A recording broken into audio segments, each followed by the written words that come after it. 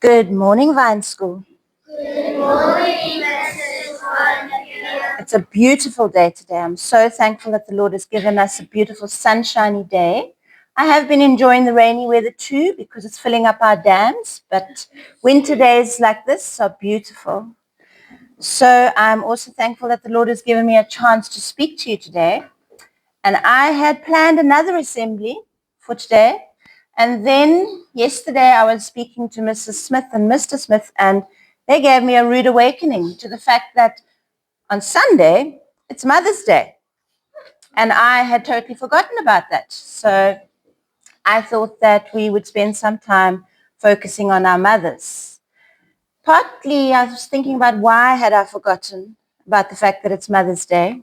And I think the reason is because my mom passed away a few years ago, and I used to make sure that Mother's Day was a day where she was celebrated. So I was always keeping my eye out to remember when was Mother's Day so that I could spend some time focusing on her and making sure that her day was special so that I could honor her as a mom. So that's what I want you to think about today, is how are you going to be honoring your mom this weekend? In God's word, it says to us, as for children, obey your parents in the Lord because it is right. The commandment, honor your father and mother, is the first one, and it has a promise attached to it, that it may go well with you, and you will live for a long life in the land. That's a beautiful promise that God has given us. If you obey your fathers and your mothers, it will go well with you, and you will live for a long time and have a long life. I think the first part of that verse is easy for you to understand. Obey your parents. You hear that a lot. We know that obey means to submit to the authority of someone and do as you're told to do. But God takes us a little deeper in the second part. When we hear, he refers to the commandment to honor your father and mother. So I want you to think about that for a little while. What does it mean to honor your mother? The dictionary describes honor as regarding someone with great respect. How do we regard someone with great respect? How do we think of them with respect? What do we do to show them respect? This could mean that you recognize the worth of a person. What value do they bring to your life? Jesus showed respect for his mother when he was on the cross. She was going to be alone when he died, and he knew she would need to be taken care of, as she no longer had a husband to take care of her. So he asked John, one of his disciples, to take care of his mother. In John 19, verse 26 and 27, it says, when Jesus saw his mother and the disciple whom he loved standing nearby, he said to his mother, woman, behold your son. Then he said to the disciple, behold your mother. And from that hour, the disciple took her into his own home. To regard with respect can also mean to admire someone for what they do or have done in their lives and in others' lives. It can also mean to give them respect by doing as they say, or to speak highly of them, or to recognize them for what they have done for us. Think about your mother or your grandmother or the person who cares for you for a moment. What do they do for you every day? In many little things that they take time to do for you every single day that sometimes you take for granted. Sometimes our mothers do things for us that we don't even realize are good for us in the moment that we are doing it. When I was younger, my mother always said to me, pack your bags the night before when I was going to school. At the time, I didn't realize that that small habit would lay a good foundation for me. That small habit has helped me to learn to be prepared ahead of time.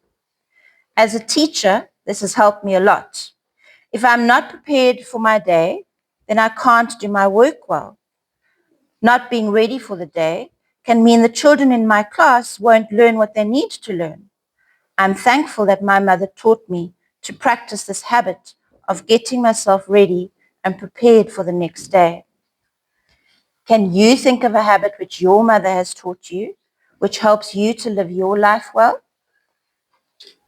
Think about that. Is there any habit mom has taught you that you know is a good habit? When I was growing up, my father had an illness which often meant he didn't work for a long time. He wouldn't have any work. And my mother had to work hard to earn the income to buy our food and pay for our daily expenses. As a child, I didn't recognize how hard my mom was working.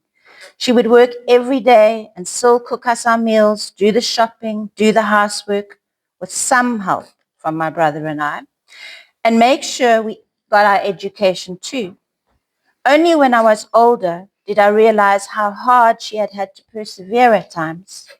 I'm thankful that her life was an example of perseverance to me. Because of my mom's example of how she lived her life, I have learned the importance of pushing through hard challenges in my life. I admire my mom for never having given up, for pushing on through challenging times. Can you think of something which your mom has done, which taught you a valuable life lesson? So like I said before, my mom passed away just a little more than 3 years ago. She was not a famous person. Her name isn't known worldwide. But she was a role model to me in many different ways. Something I loved about her was that she loved to learn about the world around her.